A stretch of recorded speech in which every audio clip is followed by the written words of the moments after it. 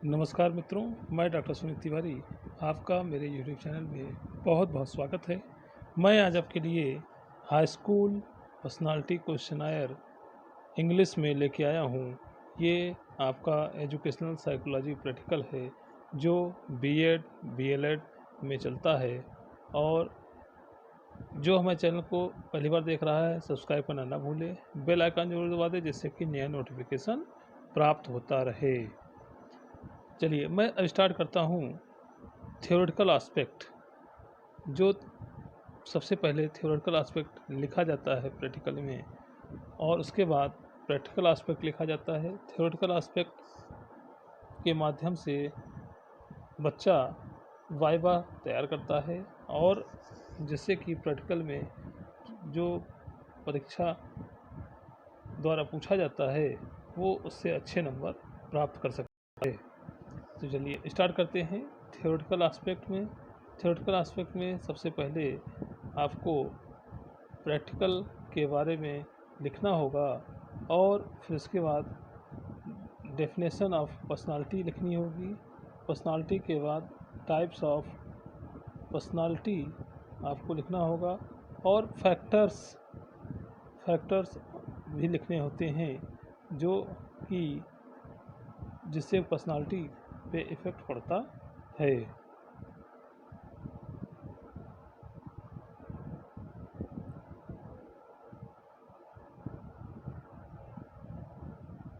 इसके बाद सिद्धांत के बारे में लिखा जाता है, प्रिंसिपल्स ऑफ पर्सनालिटी।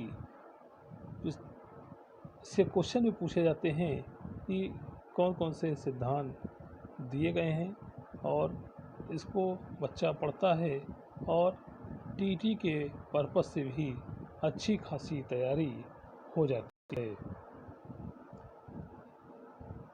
चैनल से जुड़े रहिए, शुरू से अंत तक वीडियो को ज़रूर देखें। निश्चित तौर पे आपका प्रैक्टिकल भी पूरा हो जाएगा और आप अच्छे अंक प्राप्त कर सकते हैं।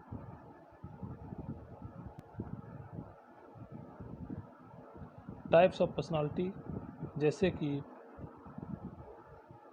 पाइनिक, इथेनिक, एथलेटिक और डिस्प्लास्टिक। तो इस तरह से पर्सनालिटी के टाइप्स बताए हैं।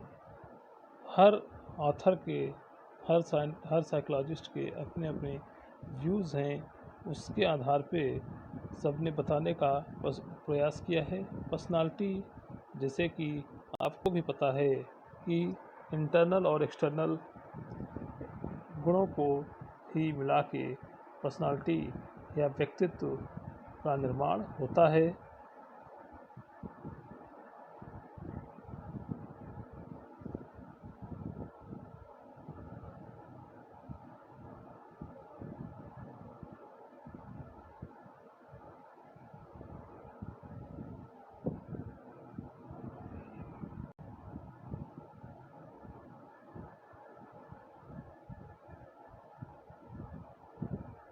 उसके बाद जैसे कि measuring and assessment of personality, कैसे मेज़र किया जाता है पर्सनालिटी को, कैसे मेज़र किया जाता है, कैसे असेसमेंट पर्सनालिटी का करते हैं, उसके लिए टेस्ट भी बताए गए हैं।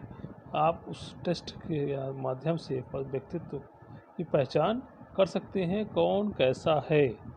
तो इसके लिए टेस्ट सबसे पहले आप देखें और पर्सनालिटी के बारे में समझने का प्रयास करें। इसीलिए थ्योरी एस्पेक्ट लिखाया जाता है कि जिससे कि आप उसको बिहेवियर के बारे में, उससे रिलेटेड पर्सनालिटी की लिस्ट दी है और इससे आप कौन कौन से टेस्ट होते हैं उसके बारे में भी आप जान सकते हैं।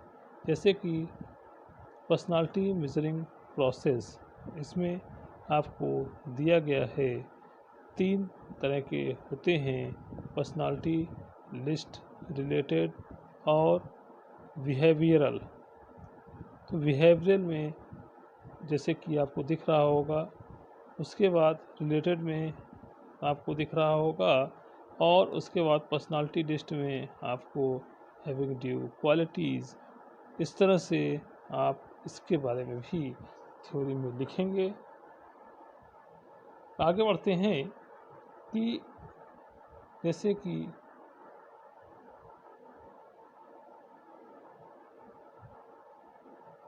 Qualities of questionnaire process. अब क्वालिटीज़ ऑफ क्वेश्चनायर प्रोसेस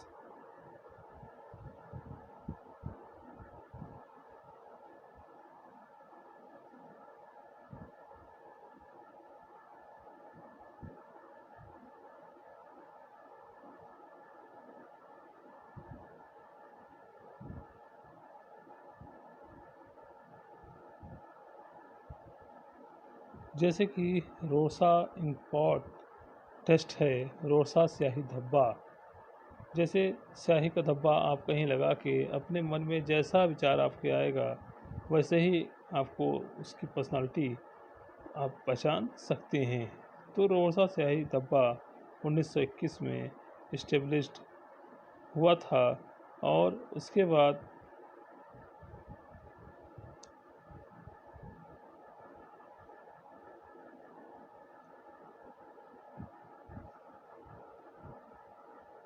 इसका प्रोसेस दिया है कैसे आपको पूरा प्रोसेस करना होता है।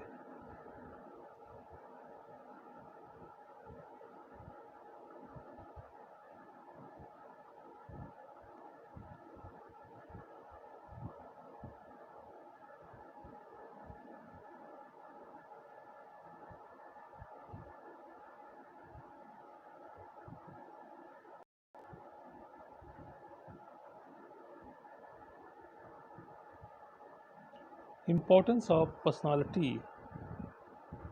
इस टेस्ट के इम्पोर्टेंस को बताने का प्रयास किया गया है। 6 इम्पोर्टेंस बताई गई हैं। इसके आधार पे महत्व को आप जान सकते हैं कि व्यक्तित्व में कितने महत्व इम्पोर्टेंस होती है। अब हम प्रैक्टिकल एस्पेक्ट पे आ जाते हैं। प्रैक्टिकल एस्पेक्ट में जैसे कि नेम ऑफ टेस्ट, जैसे हाई स्कूल सबसे पहले लिखा जाएगा हाई स्कूल पर्सनालिटी क्वेश्चनायर। फिर उसके बाद आपको एम में लिखा जाता है to study the list of सब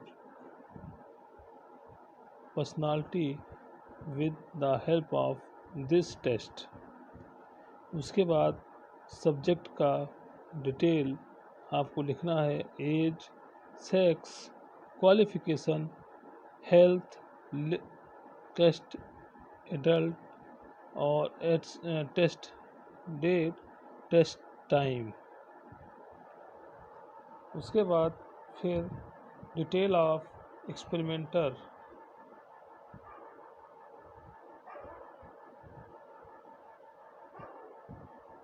मटेरियल रिक्वायर्ड, जैसे कि आपको test booklet, answer key, profile और मैनुअल एंड स्टेंसिल की।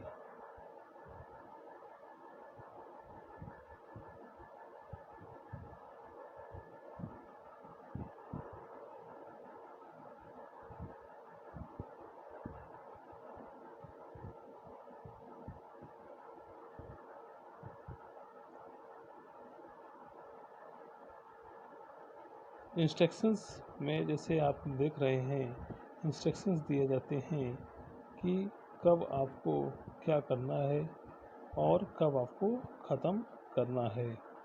ये पूरा टेस्ट आपका जैसे 50 मिनट का है, 50 मिनट में आपको पूरा टेस्ट ख़त्म करना होगा और गोला फिल करके आप इसको रखेंगे।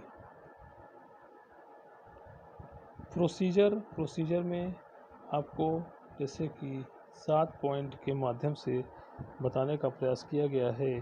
First, second, third, fourth, fifth, six and seventh.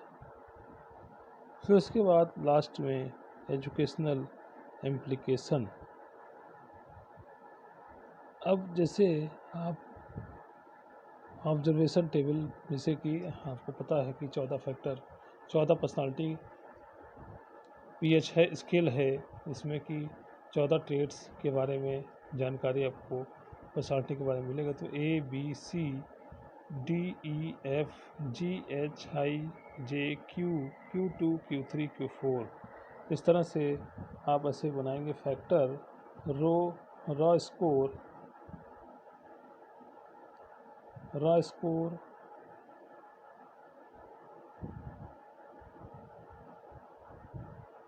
उसके बाद स्टैंडर्ड स्कोर और डिस्क्रिप्शन। लास्ट में डिस्क्रिप्शन में लिखा जाता है। डिस्क्रिप्शन आपका ग्राफ पेपर जैसे जैसे बनता है ग्राफ वाला, तो उसमें से जो बोर्ड वर्ड होते हैं उसको लिखे जाते हैं। तो जैसे ए में आप पहले ABCD पूरा Q4 तक निकाल लेंगे। रॉ स्कोर सबसे पहले रॉ स्कोर के बाद आप स्टैंडर्ड स्कोर की आंसर की लेंगे और उसके बाद उसमें से आप स्टैंडर्ड स्कोर लिख लेंगे और उसके बाद ग्राफ बनाएंगे। ग्राफ में जैसे अगर लो स्कोर, हाई स्कोर और एवरेज आता है, तो लो स्कोर में जो बोल्ड वर्ड आपका दिखा होगा जैसे यहाँ पे लिखा है, तो वैसे ही आप हर फैक्टर का बोर्ड स्कोर, आपको बोर्ड वर्ड जो उसमें है वो आप यहाँ पे लिखेंगे।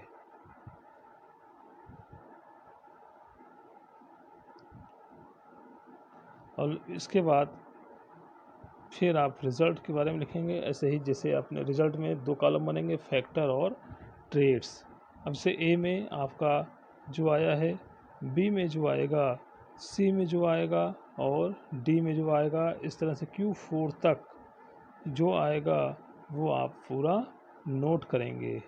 इसके बाद कंक्लूज़न में आप पूरा निकालेंगे, कंक्लूज़न में कि पूरा आपका रिज़ल्ट क्या रहा, कैसा बच्चे का पर्सनालिटी कैसी है, पूरा आकलन किया जाएगा।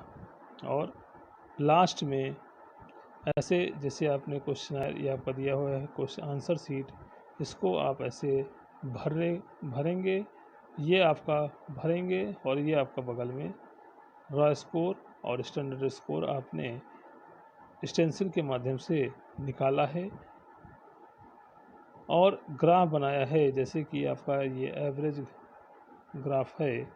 एवरेज ग्राफ में इधर जैसे ये दिया हुआ है, तो ये एवरेज ग्राफ है, यानी कि 1 से लेके 4 के बीच में तो आपका एवरेज होगा। 5 और 6 आपका एवरेज है, ये लो है, ये बीच वाला एवरेज, और 7, 8, 9, 10 आपका हाई स्कोर होगा। तो इसमें जो बोर्ड वर्ड जैसे आपको दिख रहे हैं, यही आपके ट्रेड्स हैं, जिसमें प्रत्येक में आपके चाहे लो हो चाहे हाई हो, सब में आपको देख के यही बोर्ड वर्ड जो हैं, अगर मान लो हाई आएगा तो आप यहाँ का लिखेंगे और बीच का जैसे 5 और 6 आता है तो एवरेज ही ये ऊपर लिखा हुआ है, उसको आपको एवरेज ही लिखना होगा। यही ट्रेड्स हैं Q4 तक जिसको आपको लिखना होता है।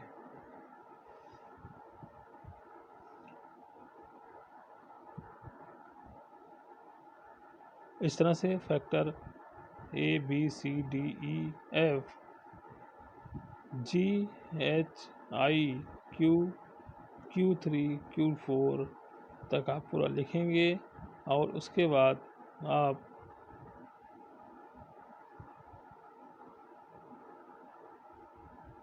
सबसे लास्ट में एजुकेशनल इम्प्लीकेशन के बारे में लिखा जाता है, जो जैसे आप देख रहे हैं यहाँ पे 1, 2, 3, 4, तो 4 स्टेप आपको एजुकेशनल इम्प्लीकेशन के बारे में आपको लिखना है। जब तक आप शैक्षिक महत्व के नहीं लिखेंगे तब तक इसके माने आपने अपने मन से कोई काम नहीं किया है। तो चैनल को मेरे शुरू से अंत तक ज़रूर देखें, बीच में छोड़ देंगे तो आपको समझ नहीं आएगा। और